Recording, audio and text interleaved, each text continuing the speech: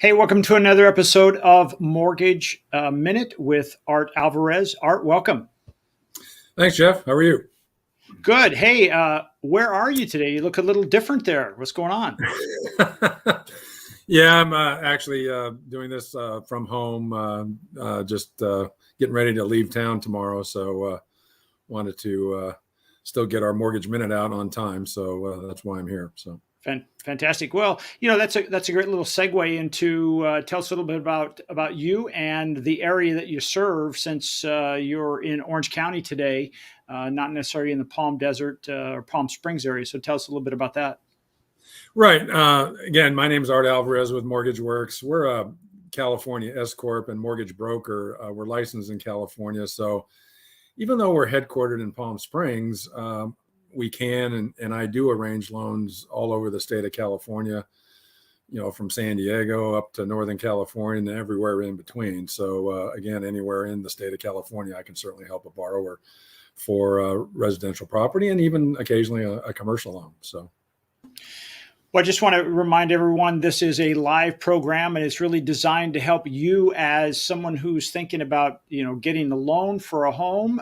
Maybe you need to refinance, or maybe there's something you're thinking, hey, I got a lot of equity. I'm going to do some things with that equity, as well as keeping abreast of what's going on in the market of mortgages. And we have our expert here who's been doing it for over 4 decades with Art Alvarez, and he's done some amazing things. So, I don't know if there's any situations, Art, that maybe over the years and probably thousands and thousands of loans that you've done that you have not faced and overcome.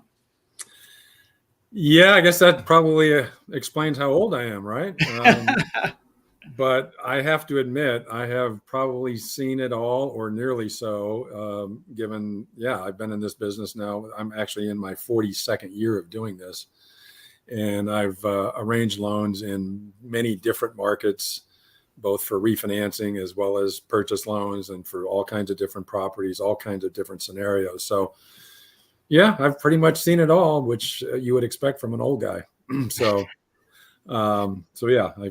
I've seen it all, and that helps me, because as I deal with customers today, it's pretty rare that I run into a scenario or a situation that I haven't had some exposure to in the past, and maybe some experience that I can draw on to help a current customer. So that can come in pretty handy. Experience makes a difference. Well, I think that's so true, especially when we're talking, particularly a younger market. Let's say, I'm going to say 35, maybe 40 and under. And we hear news, I should say they hear news that it says it's unprecedented that we've ever had rates this high. And I'm sure you probably chuckle, because that's not true. And it's just because they've never experienced it. It's like California and saying, well, I've never seen a drought here before. Well, that's because they just moved here, that type of thing. So it is important to have somebody who's experienced in your corner and helping you. Now, before I turn over to Art, I want to remind everybody, this is a live program. This means it's interactive. If you have questions, I'll be manning the chat and the comments, and we'll feed that to Art. And then after he's done with his program, unless it's something that's pertinent to what he's talking about right then, he will answer all your questions at the end. So, Art, any other questions you have before I bug out? No, I think we're good to go. So thanks, Jeff, and we'll get right into it. Although I do want to comment on what you just said, Jeff, about, I was reflecting on where rates are at right now, and we're still holding fairly steady. The 10-year bond yield, which I refer to often, is still somewhat stabilized under 3.5%, which is a good thing. And so as a consequence, conforming 30-year fixed rate mortgages right now are in the high fives. And it's interesting what you're saying, Jeff, about how, younger borrowers, younger potential homeowners are thinking that rates are particularly high, when historically that's just not true. It's in fact, I sometimes joke about how only in America will somebody go out to dinner tonight and maybe put $200 on a 22% credit card, and then complain about a mortgage rate at 6%. So when you think of it in those terms, it's a little bit funny. But today on the Mortgage Minute, I want to cover a variety of different topics. They're going to include, I'm going to give you an update about the California Dream for All program. Also, something that made headlines recently was FHA loans and 40-year terms, which was an interesting bit of news to hear.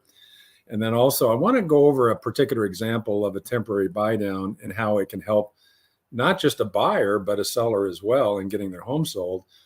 And then I'm going to talk a little bit about equity lending and ways you can use that, as well as a new program that just hit the market.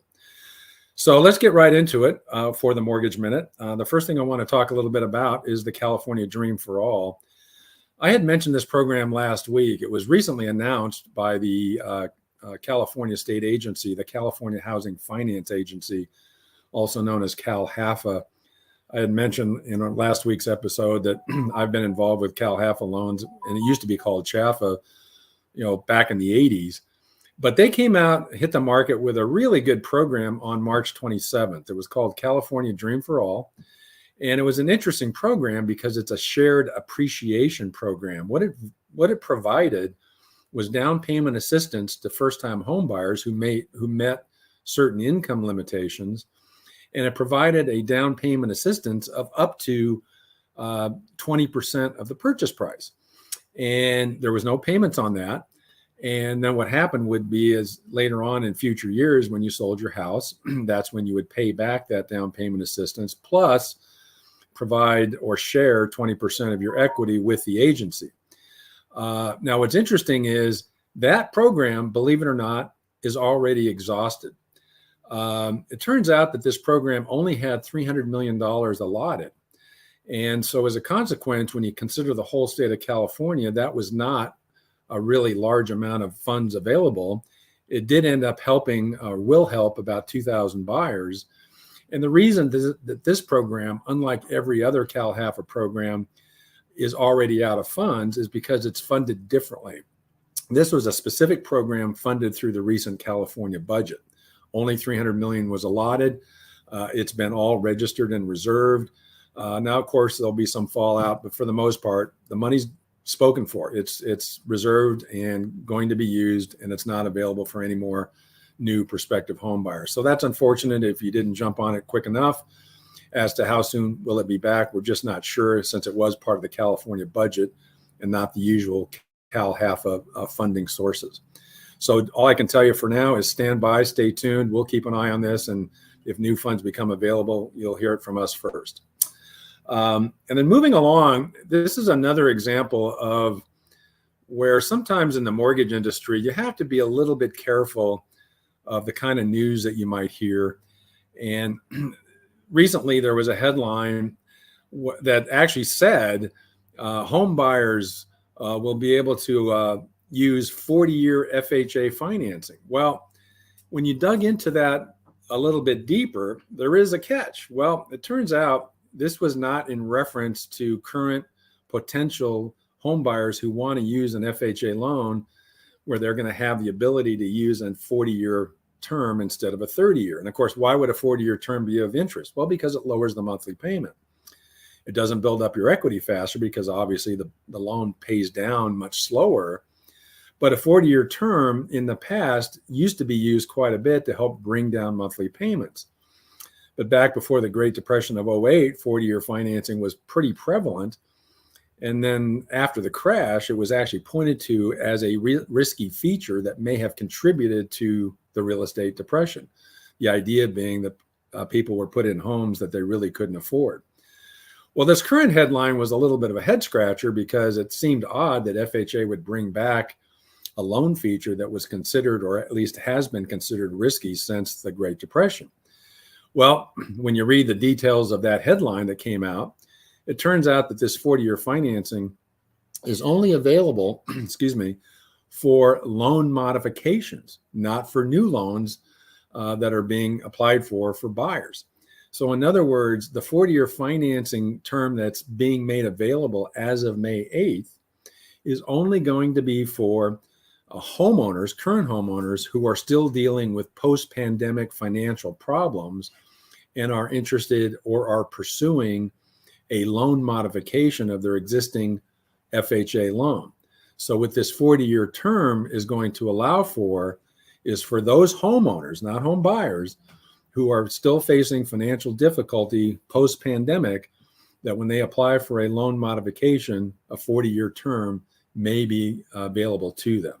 So that's the catch. That's the clarification. So as a new home buyer, sorry, a 40-year term is not going to be available for your FHA loan. And that actually kind of makes some sense because for conforming loans, conventional Fannie Mae, Freddie Mac, 40-year terms are not available because they're considered a risky feature.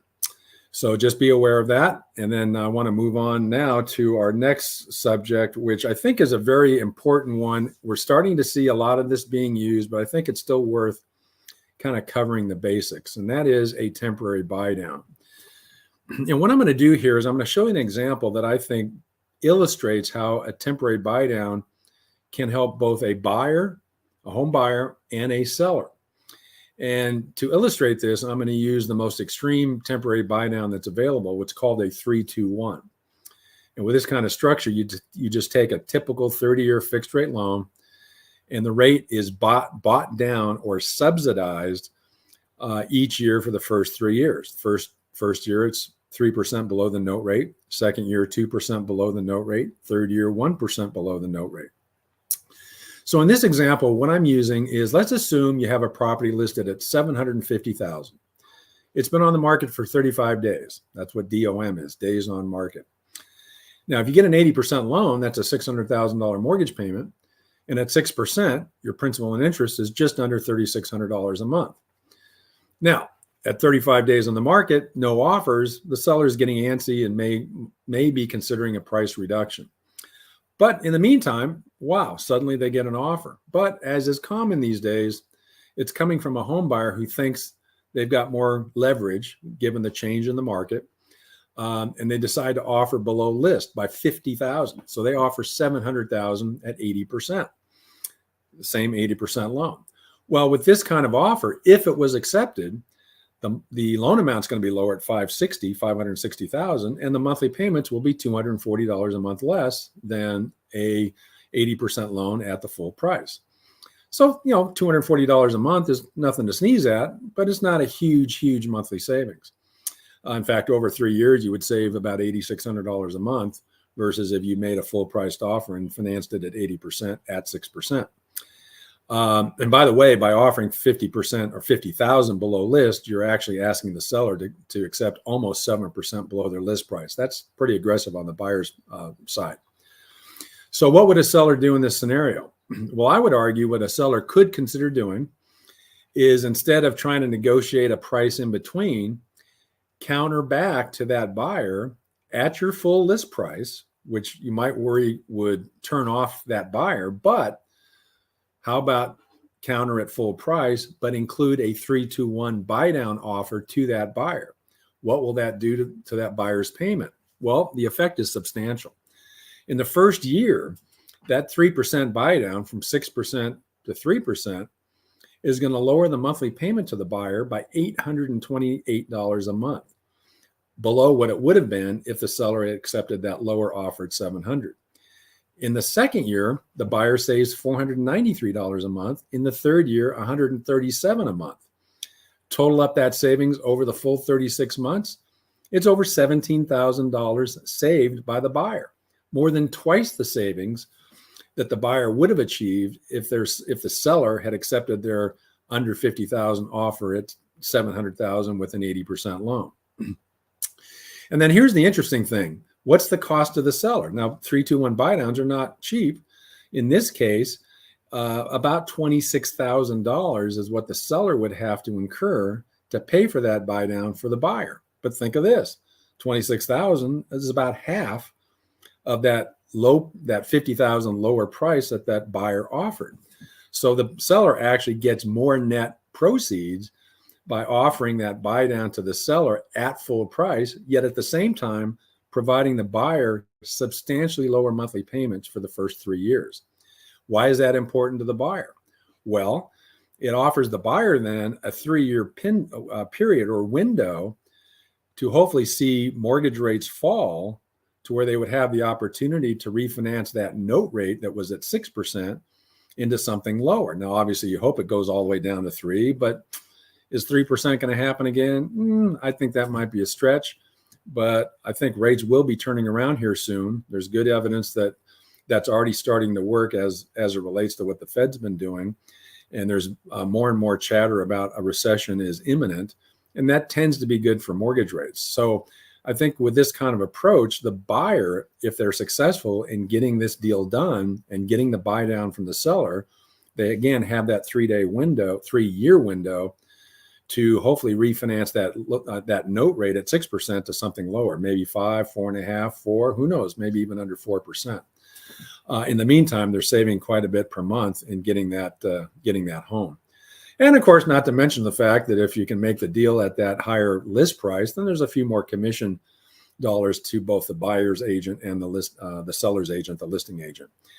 And then the other thing I would just want to leave you with is that the approximate cost of a buy down is going to be about plus or minus 4 3/8 points of the loan amount, not the purchase price, the loan amount. The other option is a 2-1 buy down. With those, it's about 2 3/8 points on average, plus or minus, is the cost to the seller if that is offered to the buyer.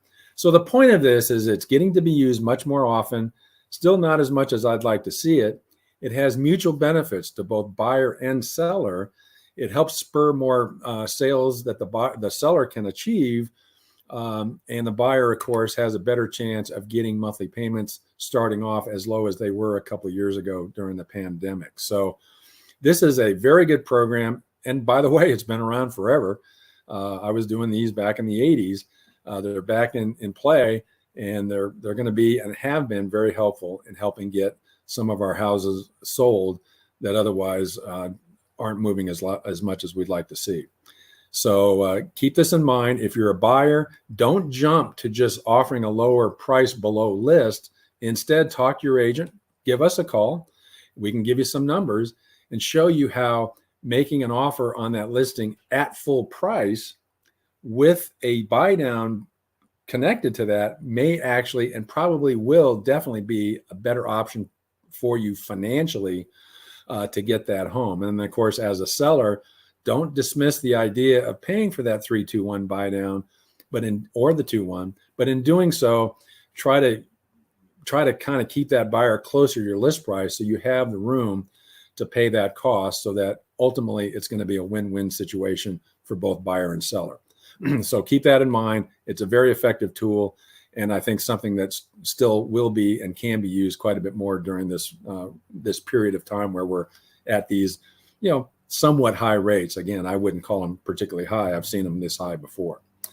So then I want to move on to one other subject for today's Mortgage Minute. And this has to do with equity loans. And of course, equity loans I've talked about before. Equity loans can basically run there's two different types. One is a traditional equity loan. We call it a HE loan. Now, that's a fixed rate loan. That's a typical fixed rate loan that's going to have a term anywhere from 10, 15, 20, 25, or 30 years. Now, with those, it's very straightforward. You get the loan at whatever term is comfortable for you in terms of making the monthly payment. When the loan is closed, you get the proceeds all at one time, and that's it. And then you just pay it back over the term of the loan. Again, whether it's anywhere but from 10 to 30 years. The other equity loan that has proven really to be the more popular one is what we call a HELOC, a home equity line of credit. Now, these have proven to be more popular despite the fact the Fed's been raising the Fed funds rate, which does, by the way, directly affect HELOCs because they're tied to the prime rate. But despite that upward trend in the prime rate because of the Fed, HELOCs are still primarily the equity loan of choice. Why? Because of the flexibility. Because it's what I call a credit card secured by your home. If you don't need all the money that's on that line of credit, you use what you need for now. Your monthly payments are only based on the portion you've used. The unused credit is still available for you to use in the future, but you don't make payments on that unless you draw it. So why would these equity loans be of interest? Well, something that has come up, I was just asked about this last week, is I think they're a great alternative for solar loans. Now, of course, in California in particular, solar is something that's being pushed quite a bit, and more homeowners are getting solar if they don't have it already. my understanding of solar loans, and I just had this conversation with a homeowner last week where she was asking me about a HELOC as an alternative to the solar loan. Well, the solar loan had a 20-year fixed term, and the rate was a little over 10%, and it had a provision that the loan had to be paid down by 30% within the first 18 months, or the rate on that solar loan would be escalated. So she was asking me, is there an alternative? So I pointed out a HELOC in particular would be a great alternative. The reason being the rate on a HELOC, not quite much lower than a solar loan. HELOCs are now near 10%, 9-10%, because the prime rate is at 8% and probably will go a little bit higher here soon. So the rate's comparable, but why would a HELOC make more sense in lieu of a solar loan when you need that solar system? Well, for one, again, that flexibility. Let's say you need 50 grand for your solar loan.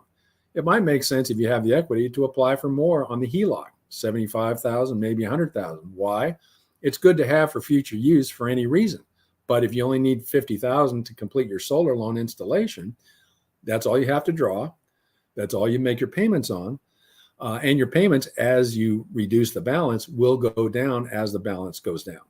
And the minimum payments are interest only, although it's encouraged that you pay more just so you can bring that balance down.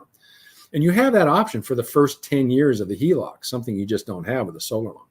So for that reason, I think a HELOC is a great alternative for a solar loan. And so if any of you out there who are a homeowner and you're looking at considering solar, sure, take a listen to whatever solar loan options the solar company is offering to you. But hey, give me a call. I'll be happy to give you a worksheet that'll show you the terms of a HELOC so you can do an accurate comparison of the two. And I think you're going to find a HELOC is going to be a pretty good option. One other thing I want to touch on in terms of equity loans is, of course, refinance activity for first mortgages is way, way down because most homeowners have very low first mortgage rates, typically under 4% for sure, and many of them even under 3%. But some people in the mortgage industry that do what I do, and even some of the wholesale lenders I deliver loans to, try to suggest that we should market first mortgage cash out refis on the basis of if you have a lot of consumer debt to pay off, that it may be the case that because the consumer debt has very high interest and maybe pretty high monthly payments, that it might make sense for you to give up that 3% first mortgage and take that and to a 6% first mortgage for a higher amount to pull the equity out to pay off that significant consumer debt that has very high payments, very high interest cost. Well, if you have a lot of consumer debt, the math would suggest to you that maybe that makes sense, that your overall monthly payments between the new first mortgage at 6% versus 3%, plus eliminating all those monthly payments on that very high interest consumer debt, and a lot of times it's mostly credit cards, makes sense. Word of caution, it may, but it may not. Why? Well, you have to be careful. If you're going to use a first mortgage refi to pay off a substantial amount of consumer debt that's at high interest and high monthly payments, understand that that kind of debt is short term. And so if you're going to pursue that option, which I caution against, you want to make sure you do so with the idea that you're going to have to change behavior and avoid running up short-term consumer debt after giving up that low first rate mortgage and taking a higher first rate mortgage to pay off all that debt. Why? Because if you don't change behavior, what happens if the credit card debt in particular, it starts to creep up on you again? Well, next thing you know, you've got a substantial amount of credit card debt again, but you've eaten up the equity paying off the first round of it, and you've given up your very low first rate mortgage. So I caution on that option. Instead, now, does that mean that it never makes sense to refi your first mortgage for cash out to pay off other consumer debt? Well, maybe. It depends on your existing first mortgage size. And this calls for what I call the blended rate analysis. What you want to do is, if you're considering a second mortgage, first we have to determine how much you need. And if it turns out the amount of a second mortgage, whether it's a fixed rate HE loan or a HELOC, if it turns out the amount you need is approaching or maybe as much or higher than the balance on your first mortgage, that's where it makes sense to do a blended rate analysis. And what we do there is we take the equity loan amount you're interested in, multiply that by the interest rate that's available, take your existing first mortgage, calculate what the interest cost on that is based on your current first mortgage, add the two together and divide it by your combined loan amounts. That way we get your effective rate for your total financing between your existing low rate first and your requested HELOC. If that number is particularly high, and I just did this for a homeowner where it was close to 7%, and he had a $160,000 first mortgage and needed $185,000 HELOC, I pointed out to him that because of the equity he had, and even though he had a low first rate on his first mortgage of about 4.25%, if we did a new first mortgage refi at 5 5/8, he would end up with a lower effective rate and lower monthly payments than if he kept his existing first mortgage and took the HELOC. So again, you got to do this blended rate analysis anytime the equity loan that you're looking for is nearing, equal to, or higher than your existing first. That's probably the only situation where it might make sense to give up that first mortgage low rate and refinance that into a higher rate to get the cash out you need. So with that, I'll leave you with one little teaser for next week. And that is sometimes we'll have a homeowner, a senior homeowner, who might be a candidate for a reverse mortgage. But in proposing that to them, they may have a very low first rate mortgage. It may be relatively small, but they don't want to touch it. So what do they do if they need access to that equity for other purposes, debt payoff or what have you? Well, stay tuned for next week, because next week I'm going to talk to you about what's called a home safe second. Now, this is a second mortgage. It's an alternative for a reverse mortgage homeowner, and it features no fixed term and no payment requirement, and it's a fixed rate second mortgage product. So stay tuned for that. I'll have much more details next week. It's a very interesting program, and I think it could be a very good option for some senior homeowners who are not interested in reverse mortgage, but still want to find an effective way to tap into their equity, particularly if they're on a relatively fixed income. So that's what I have for you today on the Mortgage Minute.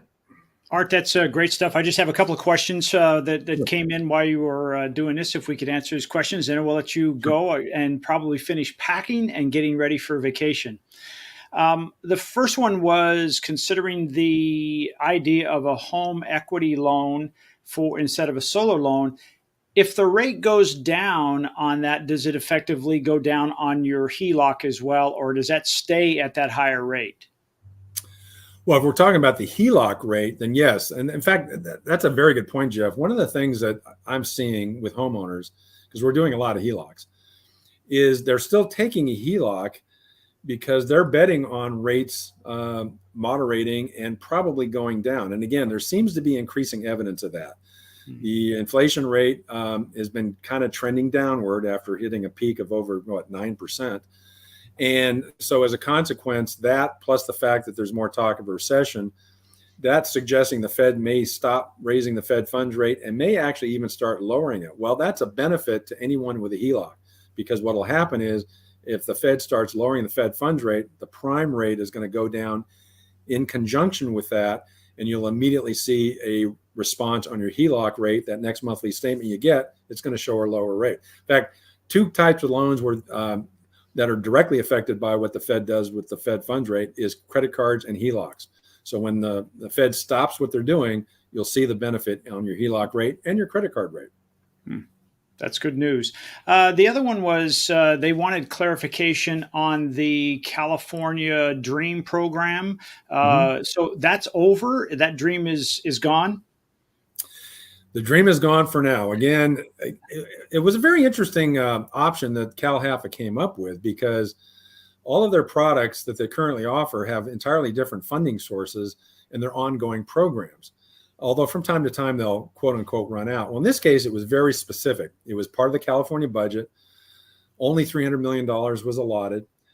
And if you figure California, the most populous state in the country, $300 million really doesn't go that far. And so literally less than 10 days, that whole $300 million was registered for and reserved, rates locked, and it's exhausted. There's no more funds available.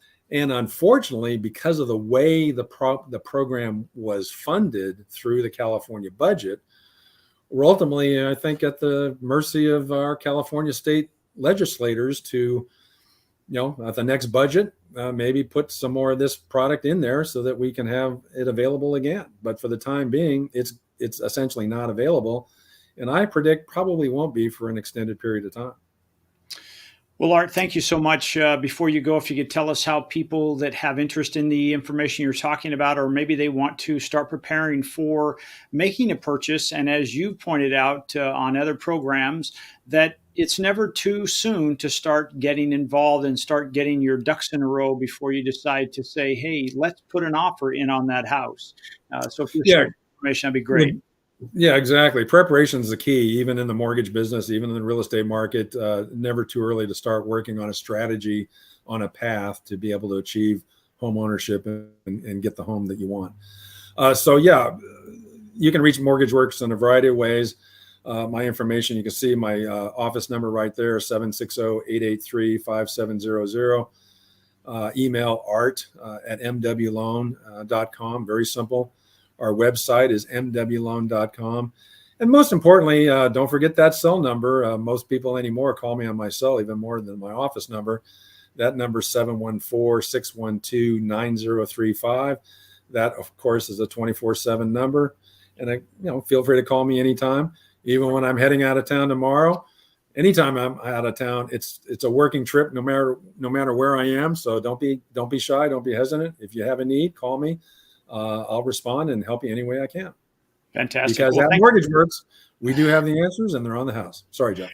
No, I apologize. Well, that's great, Art. I appreciate that. And also just a reminder for those, if you're watching this and a question comes up, just come back to the program, put it in the comments, and we'll make sure that Art gets that so he can have an answer for you. And if you're watching this in the future and it triggers some questions and you'd like an answer from Art, again, please put it in the comments, or pick up the phone and call him at 714-612-9035. That's like the red phone that gets Art every time. It's that hotline. But otherwise, Art, hey, thank you so much for being here, and thank you for taking the time to spend with us and keeping us on our toes with Mortgage Minute. Thank you, Jeff. We'll see you next week with some more answers, and they're on the house. Fantastic. Have a safe trip.